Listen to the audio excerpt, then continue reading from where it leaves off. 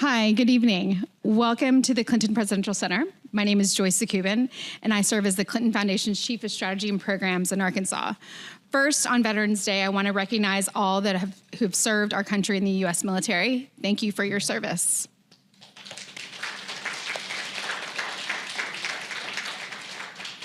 Thank you all for joining us for tonight's program, Portraits from a Vice Presidency with Lawrence Jackson. Photographers are artists, historians, and influencers. They shape legacies and narratives by capturing authentic moments. Our guest, Lawrence Jackson, will dive into his journey from early career as a photojournalist to the White House. He has captured monumental and intimate moments with President Barack Obama and Secretary of State Hillary Rodham Clinton. And tonight, as the program title indicates, he will focus on his tenure as Vice President Kamala Harris as White House photographer. I encourage you to check out his first published book, Yes, We Did, Photos and Behind-the-Scenes Stories Celebrating Our First African-American President. Our program tonight is part of our series, the Clinton Presidential Center Presents. These programs are in partnership with the Clinton Foundation, the Clinton School of Public Service at the University of Arkansas, and the Clinton Presidential Library.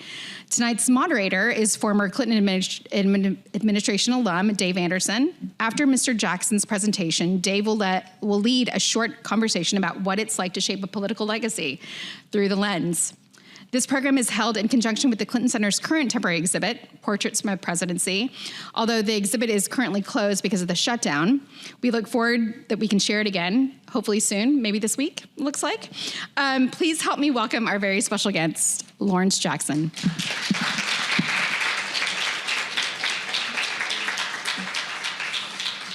Okay, thank you guys. I'm not really a public speaker, but I always put myself in the situation because I need to do more of it. Thank you, Gavin. Where's Gavin? He's not, there he is. Thank you, Joy. Thank you, Dave, for doing this.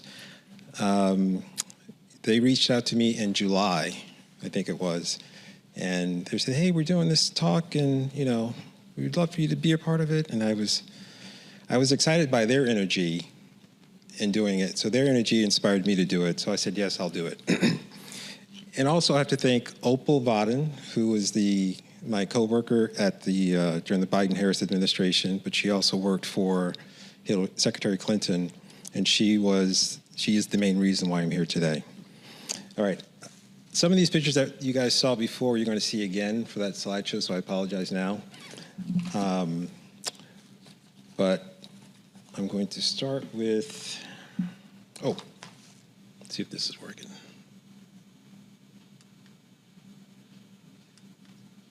Excellent. I don't know if you guys believe in fate or coincidence or just dumb luck, but I was here almost 21 years ago for the grand opening of the Clinton Library. I was covering George W. Bush. I was working for the AP at the time. But I remember it rained like crazy on that day. And one of the facts that I heard was that there's a living apartment, or there's a living space. That's true? They have an apartment here? Okay. So the Obamas are opening up a library in Chicago next year, so I'm hoping to get a spare room or something out of that spot. I think they owe me that. Okay. It's truly an honor to be here with you all tonight and share some of my experiences as a photographer and observer of some of our country's political history. On October 19th, 2019, was the launch of my first book on my years documenting the Obama administration. The book was called Yes, We Did. Thank you, Joy. We were at Politics and Prose in DC. I was with friends and family and strangers who wanted to know a little bit more about our nation's first African-American president. The evening went well, even though I was a bit nervous, like I am now, about having so much attention directed at me. The last thing I had to do that night was to sign copies of my book. And if you guys know me, you know my handwriting is chicken scrap. And I just, all the preparation for the book tour, the interviews, I just completely forgot about signing copies of the book. So I was sitting there, and I was like, what can I say that's graceful, short and to the point? And it came to me, the phrase, take pictures, tell stories. Now, some of you guys are in the back there. You can't see this, but there's a little writing here. It says, take pictures, tell stories. And that phrase encapsulates what I've done my entire career as a photojournalist. My days working for my college newspaper, newspapers in Virginia, the Associated Press, and then eventually the White House. So as photographers, we have to be observant. We have to pay attention to what's going on, because the better our observational skills, the better pictures there will be. As a kid, I remember growing up in Richmond, and my mom would take us to the grocery store. Instead of going in the store with her, I would just sit in the car and watch people coming and going out of the store. I would sit back in the back seat and just imagine what their jobs were by the clothes that they wore, what the job was by the clothes that they wore, by watching their body language to see if their facial expressions, if they were seemed troubled or happy.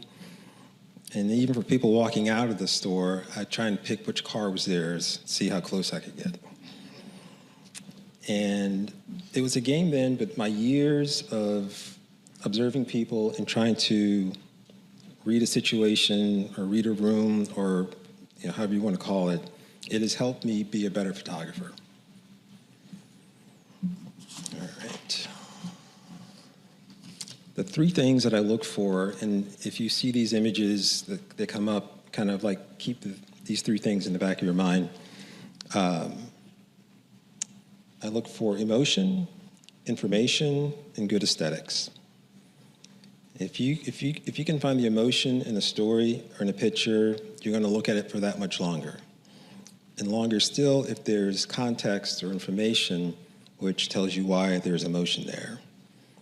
And longer still if there's beauty or symmetry or light or composition that kind of makes that picture stand out a little bit better. So tonight I'm going to show some pictures, tell some stories about the first female and woman of color vice president of the United States. I'll break it down into three sections. The campaign, the 2020 campaign, Biden-Harris campaign, and then the first 3.5 years of the Biden-Harris administration, and then the last 6 months of the administration, which will include the 107-day campaign. All right. With the COVID pandemic raging throughout the country and the rest of the world, the 2020 campaign, presidential campaign, was like no other. We wore masks, social distance. Everyone everyone in the campaign was tested every 3 days for COVID. But through all the craziness, it was great to watch Vice President Harris then be.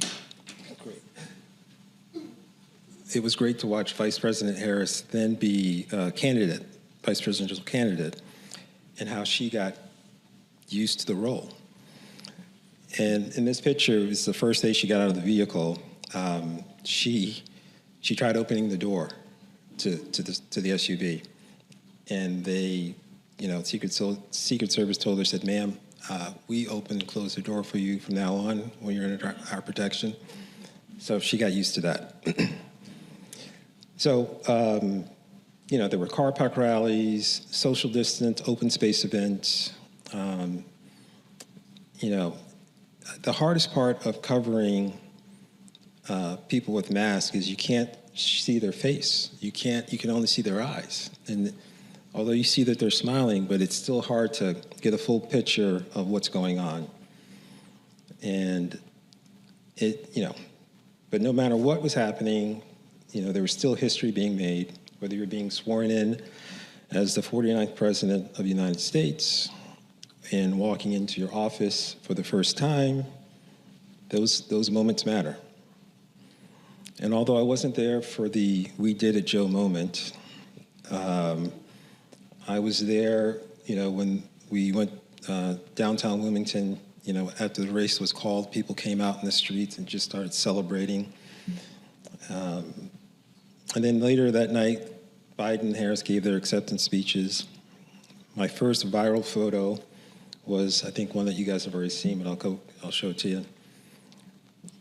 October 19, 2020, the car park rally in Jacksonville, Florida. Shortly after she finished her remarks, the skies opened up and just a deluge of rain came. And this photo, it went viral, they said. So it's pretty cool. All right, let's see. Okay. Here's a picture of every vice president going back 83 years. It's a stark reminder of how far we've come, but how far we have to go as well. Okay. Every year is a first for the VP, the first year, because she's the first female vice president.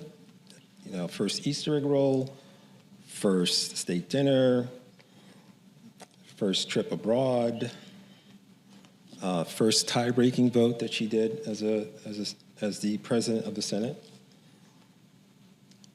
Her first trip was to Guatemala, and then she went on eventually to, I've written it down here, Mexico, Honduras, Japan, Vietnam, Germany, Korea, Singapore, Indonesia, France, Ghana, Tanzania, Zambia, Malaysia, Dubai, and I think that's all I got. She represented the U.S. at the international organizations for the APEC, for COP28, for ASEAN, and the Munich Security Conference, where on her first visit, she met with Ukrainian President Vladimir Zelensky, and just 3 days before Russia invaded his country.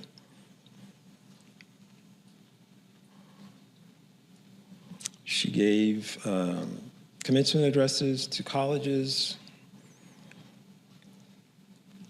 and she also met with her neighbors in the north and southern borders, Canada and Mexico. She gave commencement addresses to colleges, to the Naval Academy, to West Point, to Space Force Academy, I guess you call it.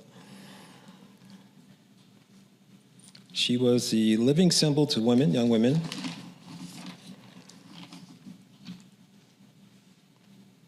And young girls, and I've covered a lot of meetings and greetings with her that people have cried unconditionally. Let's see. Here's the lady crying. And this woman would not stop crying. And I mean, they truly tried to get her to stop, but she was so overcome with emotion. And then there was this young girl who was just looking at her from a distance, and she was twisting her fingers because she was nervous just to kind of see the VP. It was a really sweet moment.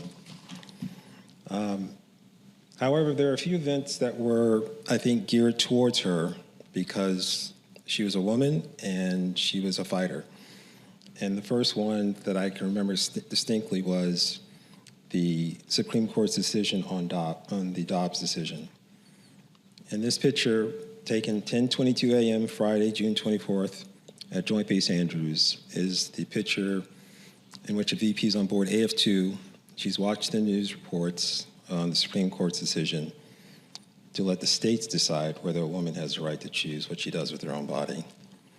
We were headed to Illinois for a maternal health rollout event, but she had changed her speech completely to address the court's ruling and how it affected everyday folks. Another instance of this was you guys remember the Tennessee Three?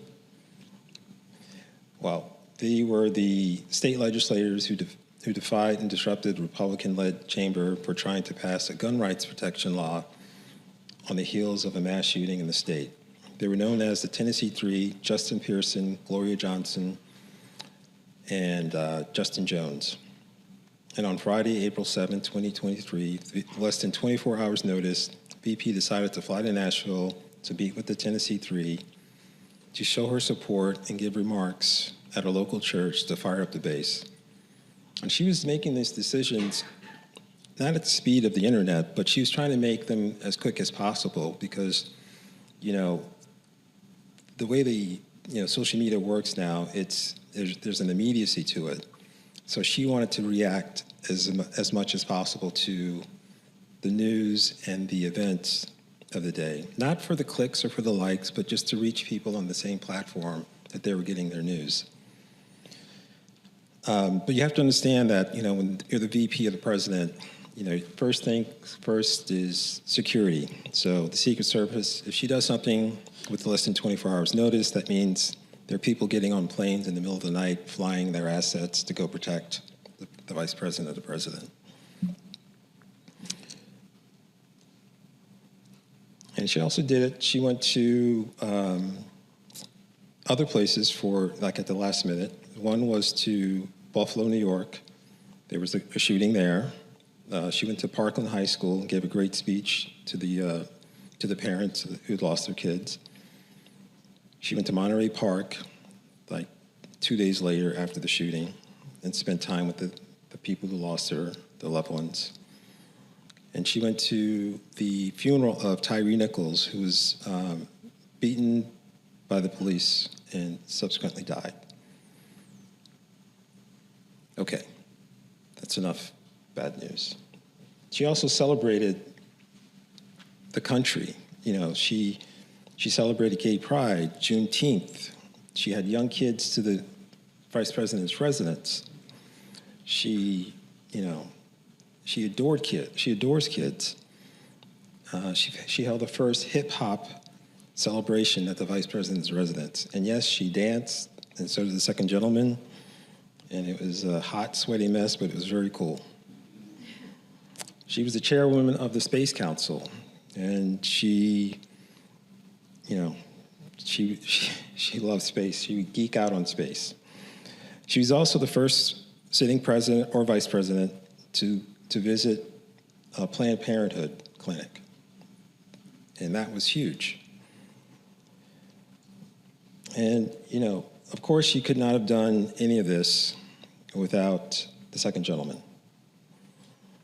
Without his love and support, the first ever second gentleman of the United States, Doug Emhoff.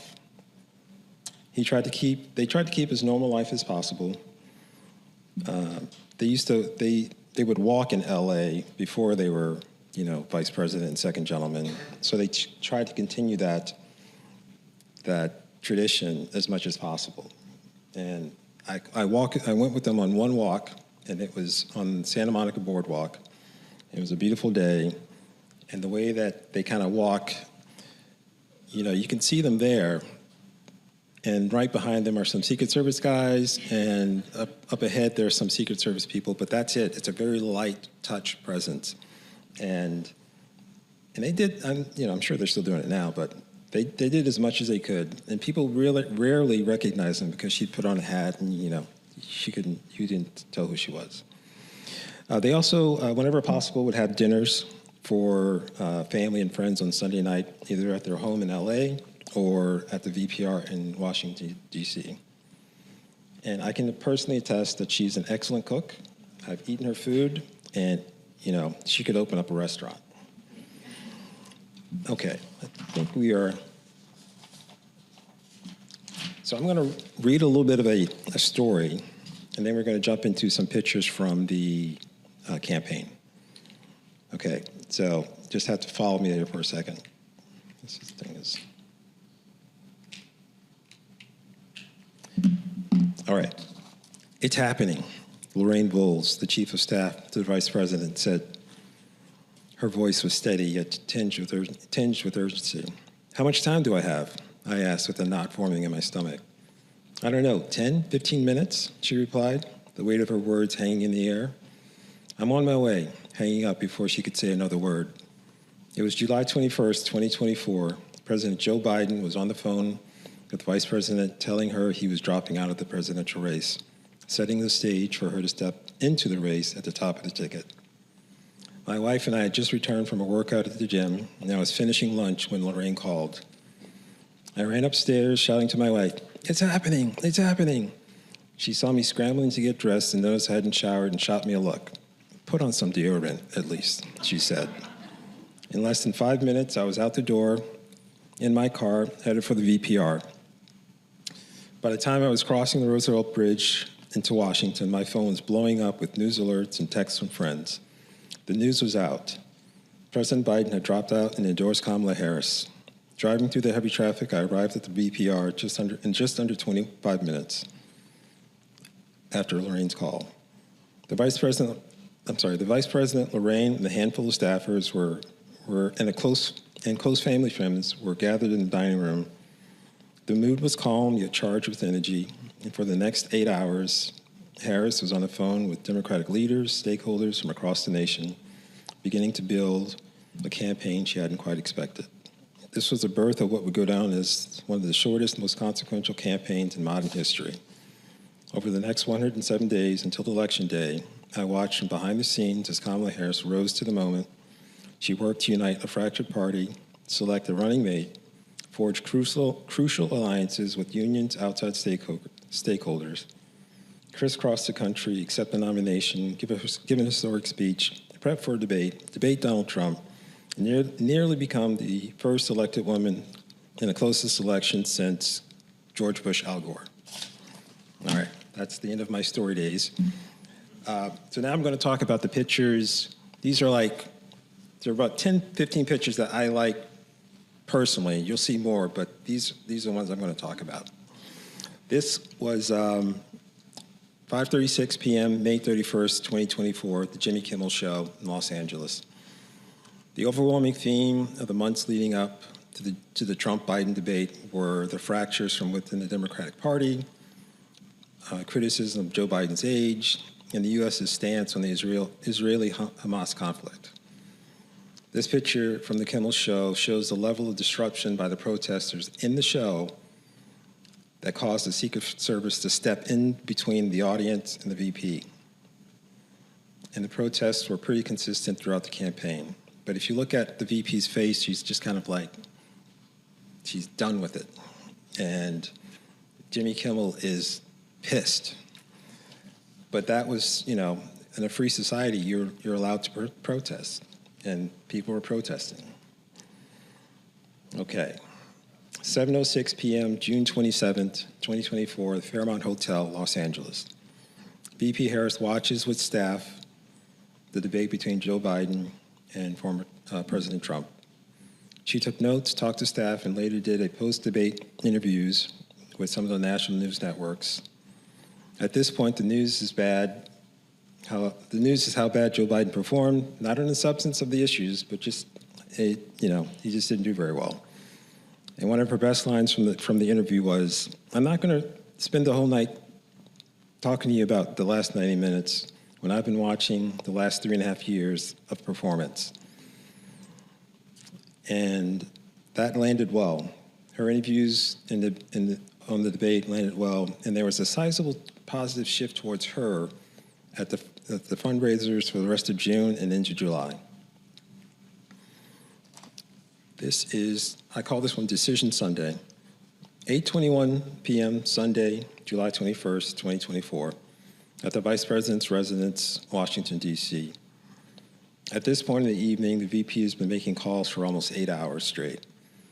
In this photo, she's talking to retired pastor from 23rd Avenue Church of God in Oakland, California, and unofficial spiritual advisor, Reverend Amos C. Brown. At the end of their conversation, he prayed with the VP. At the end of the prayer, she grabbed a box of tissues to dry her eyes. Watching up close, Vice President Harris be the first woman of color in her position gave me mad respect for her work ethic, diligence, and love of country. When I look at this picture, I feel like she's got her eyes closed. She's running the entire race, highs and lows through her mind, the things that are known and unknown, and she's locking in. Team huddle with Governor Walz and family. 4:34 p.m., Monday, August 6th, at the Lycurgus Center at Temple University. I think who you choose as your running mate is almost as important as why you choose to run for president, because there's a partnership that's formed.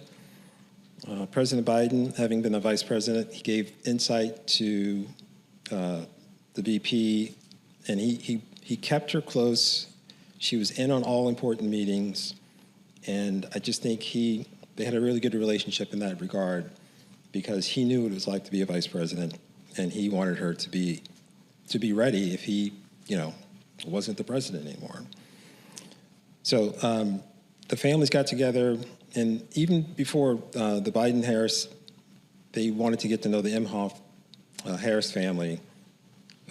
President Biden wanted to get to know the Imhoff-Harris family, and they did a bunch of things together to kind of solidify their relationship. So this team huddle was a moment the families chatted before going out to officially announce the ticket, and it was a perfect way to personally launch their collaboration. All right. Clinching the nomination, 8:08 p.m., Tuesday, August 20th, 2024, at the Fiserv Forum in Milwaukee. As much as it was a given that VP Harris would get the official nomination during the Democratic National Convention, it was still an overwhelming moment when it happened. This moment captured backstage at the rally in Wisconsin as Governor Walz and staff cheered her on. This is one of the most genuine, heartfelt reactions I saw from her ever, except for one other thing, and I'll tell you about that maybe when we have a sit down. But sometimes, even though you know something's coming, you know it's going to happen, it still kind of washes over you with your emotions, and she was definitely touched by the whole thing.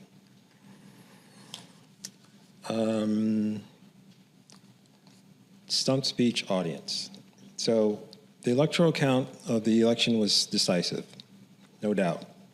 But the actual loss by the margin of votes was much closer than what people talk about. Throughout the 107-day campaign, VP Harris had strong, enthusiastic crowds, engaged listeners, a lot of people overcome with emotion while she spoke and greeted them in the rope line. There was the diversity there of people that felt inclusive for all. Every stump speech that she gave, she had something specific for every city or state to let them know that she sees them and she knows their challenges.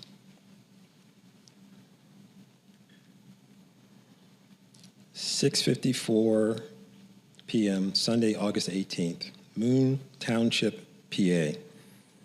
Vice President Harris had just boarded her campaign bus after finishing an event headed to another. I had explained to her a few days earlier that I had a shot in mind where she's standing in front of the bus, just kind of waving to people, kind of that old-time classic campaign shot. So here we were. I see my opportunity with 25 people or so standing near where we're about to pull out. And my only concern was there was one guy wearing a Trump T-shirt in the crowd. And I'm pretty sure he would not be waving at her, as we drove by. But I told the VP, I said, "Ma'am, there's a shot I want to try, but there's a Trump supporter in the crowd." And that's all I said. And she got up and she started moving towards the front. And she said, without hesitating, "If I'm going to be president, I'm going to be president to all Americans." And she went up there and she waved enthusiastically to everybody. And I'm not sure if you can see the guy, but he's right there. And he's not waving, or he's waving one finger. So, okay.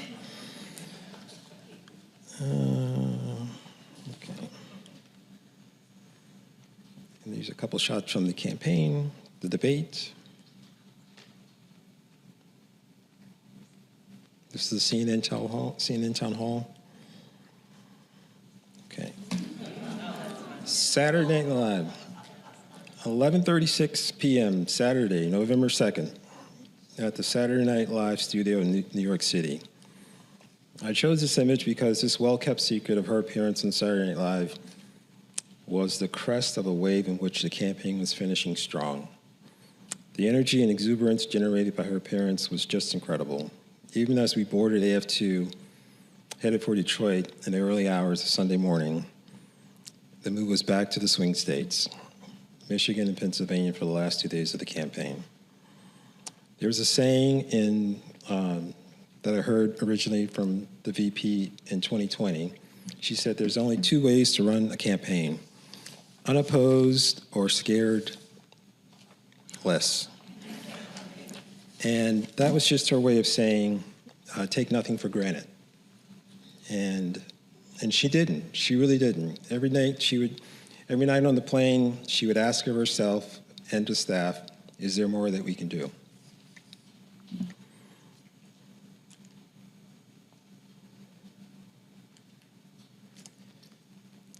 My last picture of the VP on election night, 9:19 p.m., Tuesday, November 5th, 2024, at the VPR. This is the last time I saw her on election night. She and the second gentleman had a conversation before she went upstairs. At this point, it wasn't looking good, and all the work that had been done seemed to be coming up short. I include this moment because it's almost a full circle moment. 107 days ago, she entered the race at the VPR, Vice President's residence, and here she is. Here's where she'll be when she gets the news on the election results. I cannot say enough of how the VP and SG have been supporting each other throughout this campaign, the 4 years of the administration, the 2020 campaign, and their 11 years of marriage and beyond. Kennedy Center Honors. This is my favorite photo of the selection. And it may be hard for you guys to see, but I'm going to tell you why. They had just arrived in the Red Room, and they were waiting before they met with the Kennedy Center honorees for the, I'm not sure, does everyone know what the Kennedy Center honors are? It's like an award that they give? Okay. Anyway, it was Bonnie Raitt, I'm drawing a blank on who the other awardees were. But they were all in the other room. The VP and SG were waiting for President Biden and Dr. Biden to come down. And they sat down in the chair, and they just had this look on their face. Now, you have to understand, this was their first public event since the election. It's their first public event where they're going to be engaged with the people from the outside. And when I look at this picture, which shows how tired they are, or how emotionally draining the night could be, when people are coming up to them and saying, I wish you'd won, or what are we going to do? You know, this is what I'm thinking that people are going to be saying to them. I really wasn't listening to what people were saying to them. But I think when I look at this photo, they're summoning up the energy to be present, to be engaged, and I think that resilience has been, at least from what I've seen, evident throughout. Inauguration Day in the Blue Room.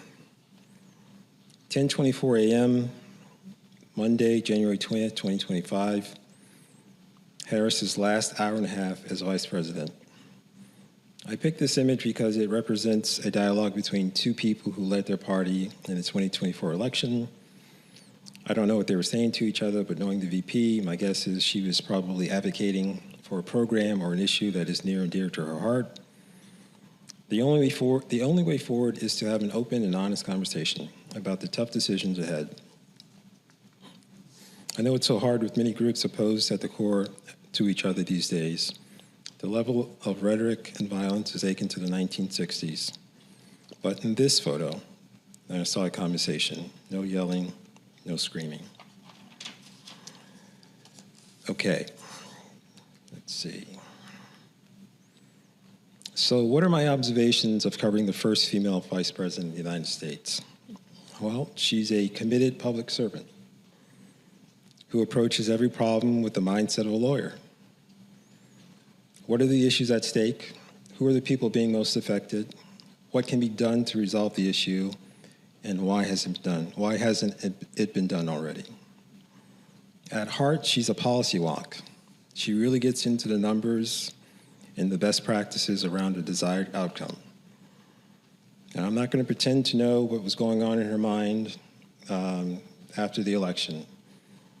I can only tell you what I saw. And I observed a woman who carried herself with dignity and grace, composure and compassion after running an inclusive campaign with just 107 days. Although she came up short, she had nothing to be ashamed of. She called the president to congratulate him and offer her help in transition. And as vice president, she participated in the peaceful transfer of power by certifying the election results and swearing in the new incoming senators. In the 75 days between the election and inauguration, she had to process, come to terms with what it all meant. She had to give herself space and time to adjust, but she also had to say goodbye in a way to what could have been. She had to say goodbye to staffers. She had to say goodbye to campaign and White House staff, people who gave their all to the effort. She had to say goodbye to supporters who donated their time and money because they were ready for a woman of color to be president of the United States. People ask me, what do I think she's going to do next? I don't know. I really don't know. But I do know that, she could run for president or she could be a private citizen. And whatever she decides to do, I know she'll give it her all and she'll do a great job at it. Now, 2 more pictures. She's got a book tour, as you guys, I'm sure, all know. I covered her DC book tour, so I took this picture of her in October. And then we did a selfie at the end, and these are all old staffers that I worked with, people who I love dearly, and it was great to see her. Okay, Dave, you ready? Let's do it.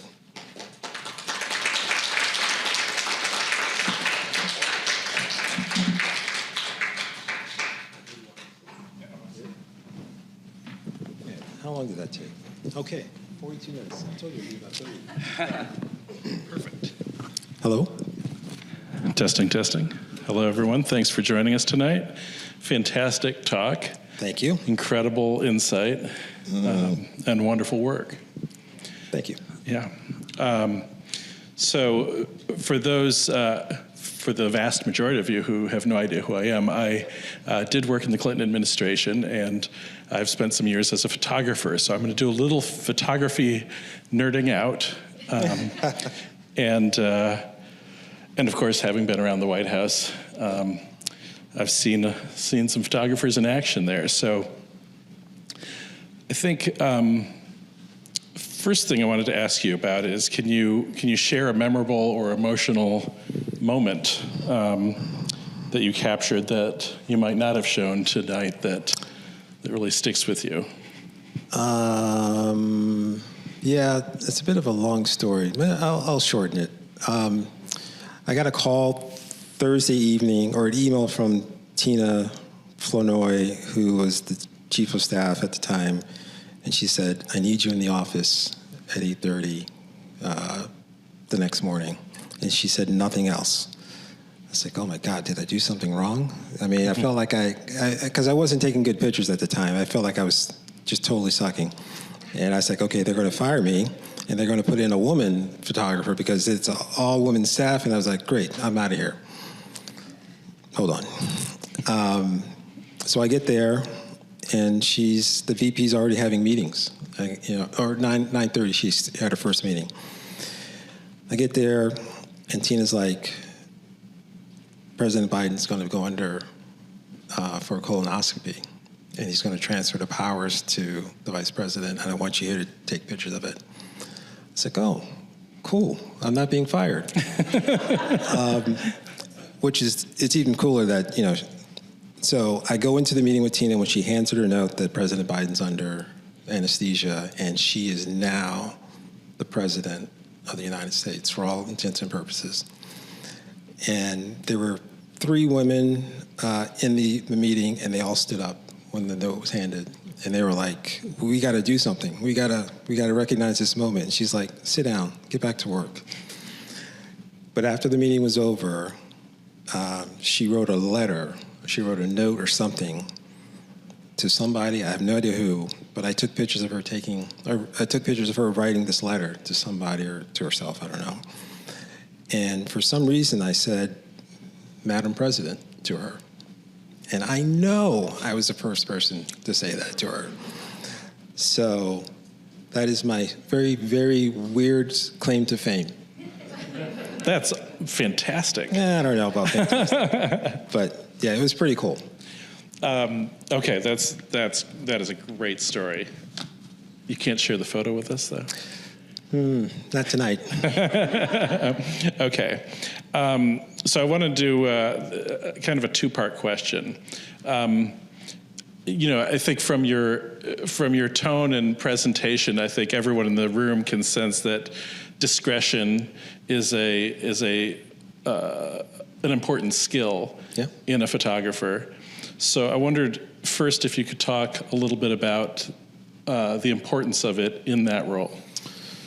Well, yeah, I think it's a trust. You don't want to be, I don't know, I've been at this a long time, so I just know you don't talk about anything unless you know it's approved. It's something that's been approved to talk about. So, but there are a lot of times, honestly, when I'm taking pictures, I'm not even listening to what's going on. You can't honestly do both well. You can kind of listen and kind of take pictures, but you're not doing either one of those a real service. So when I'm in the zone taking pictures, they could be talking about anything, and it would not, just does not register with me. So I think I'm just blindly focused, and I don't really pay attention. Yeah. Yeah. Okay. So now I'm going to call on some of this sort of White House history. One of the things that I was jealous of the White House photographers because they had the coolest job. Look at that. Yeah. Right?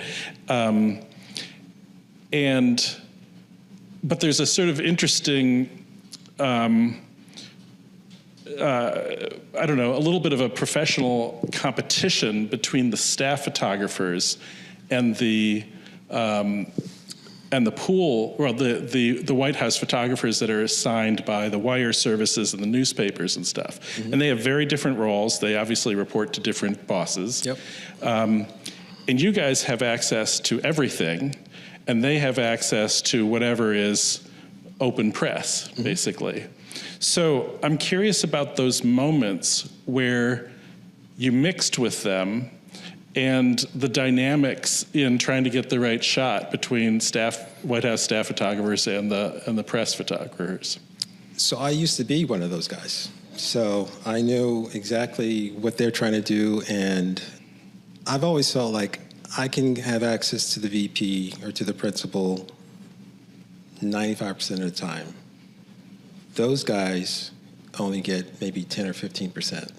So whenever it's a public event, I try to get out of their way so they can get their shot, and then I'll come back and get my shots.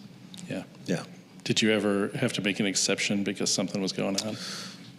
Well, I would never stand in front of them to get a shot, but well, that's not true. In fact, the last day that I took pictures of the VP on January 20th, we were in California, and I had to get a group photo of her with the firefighters that she was visiting because of the fires and everything. And I had to step in front of the press pool. And one of the press people, photographer, was like, "Yeah, you're getting in front of my photo." And it's like, dude, I'm doing my job. You'll get your shot. Just let me do it. And that was it. But yeah. That's pretty mild. Nah, there's a California photographer. Yeah. There you go. They don't know. I didn't say that. So what would you say were the biggest challenges of photographing a public figure? Biggest challenges? I think I want to show them in their authentic self. Because everything in Washington, it's a photo op-esque situation. So you're there to shake hands, meet people, and look good. But underneath that, there's a point in which you are being authentic with people, when you're connecting with people, listening to their stories, talking to them, and it's not about the photo op or the soundbite. It's about real connection. And I think when she gives remarks on an impassioned topic like, the Dobbs decision, or I tell you, there was one instance where she took a tour of the Gold Coast Castle in Ghana, and she was so moved and just like touched by things that she was hearing and seeing but she had her prepared notes, tore those up and threw them out, and then she went and spoke to the press, and you can see just the emotion on her face, and those are real pictures. Those are what you really, really want to get as a photographer, because you can't fake that. It's just authentic. Yeah. Now, obviously it wasn't the focus of your talk tonight, but you spent some years photographing President Obama as well in the White House capacity. Yep. Can you talk about the parallels in those roles and also some of the differences? The parallels are that they're both, people of color who work extremely hard to get where they are. And I believe there is a certain sense of loneliness to their position because they're the first, and a lot of pressure on them in their position because they're the first, and if they do something wrong, then it sets it back for the people who want to be like them, if that makes any sense. Mm-hmm. You have detractors wherever you go, and if you give them a reason to say, oh, you can't do this, then they'll take it. Yeah. So I really saw in both President Obama and Vice President Harris, one, a loneliness to them because they were the only one, but also a very, very, very high work ethic in doing the job. Yeah. That's interesting. Okay. All right, so this is a random, not so photographic question that just occurred to me while you were talking. Can you, since you got to sample some of her food, what was the best dish? That's a fair question. So it was New Year's Day, and she had a bunch of friends and family over, and I took a couple pictures, and she says, before you leave, I'm going to give you some food. I was like, ma'am, you're in charge. And it was catfish, black-eyed peas, greens, blueberry cobbler, and macaroni and cheese. And if anybody's a Southern person, yeah, that's a very Southern good dish. eating, good eats, delicious. I saw a video of her teaching, was it Senator Warner how to make tuna salad because he didn't know. Oh, that was when she was senator. That's a funny one. I think she was senator when that happened. Yeah. Oh, that's right. That's right. Yeah. Okay. I recall from my time in politics working with different elected officials that certain stereotypes would form around them. And sometimes there was a kernel of truth or a lot of truth to it, and sometimes it was just bonkers. And some of those would be really frustrating. And I'm curious if there was a stereotype you saw attributed to her that bothered you especially because you do the opposite was true. I'm going to play a little bit the gender card because I think a lot of the criticisms of Vice President Harris, if she were a man, there would not have been the criticism, and I'm not sure why that is. But people said that she's tough, to work with, or she's hard on her employees or whatever. I did not find that to be the case at all. Yes, she's tough. Yes, she works hard. But would people be saying that if she were a man? And honestly, I try and stay out of the politics of all that stuff. But my experience of working for the VP was, she's a good person. She cares about what she's doing,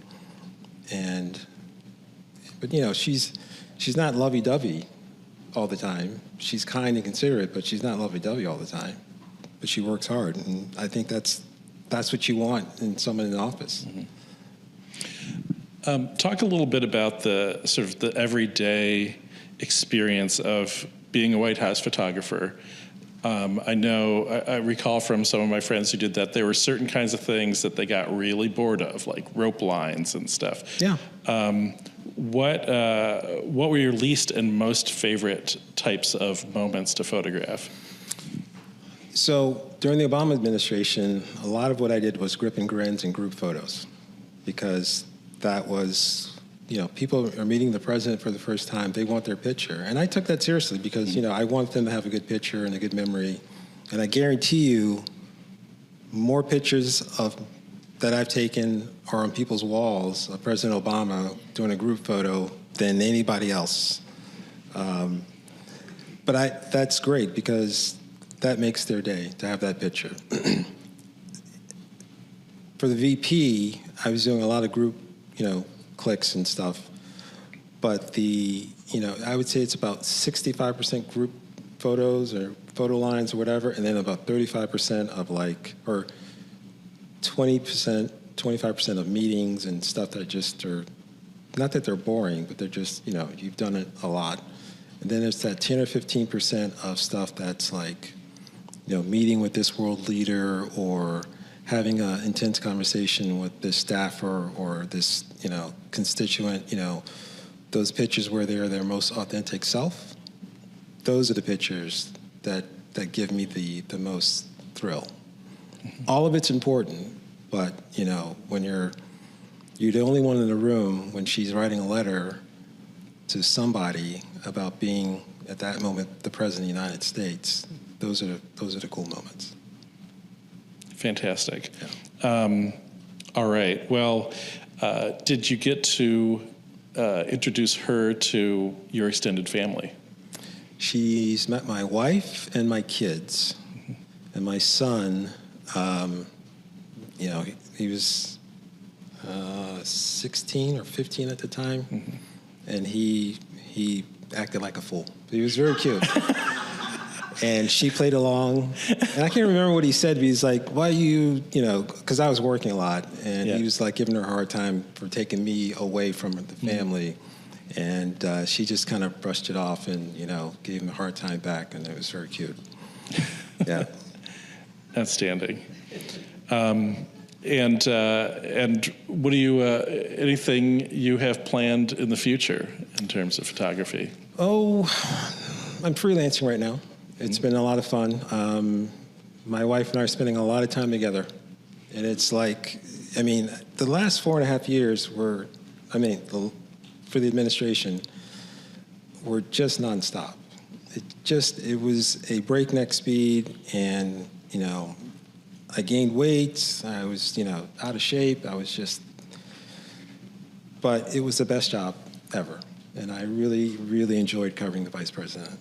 And, so now I've been driving my wife crazy, but she still loves me. I've been freelancing, and I'm going to see about some jobs hopefully in the next couple months. Fantastic. Yeah. Well, we wish you luck. Thank you. And really appreciate your taking this time today. Oh my gosh, my pleasure. Yeah. All right. Enjoy. All right. There you go.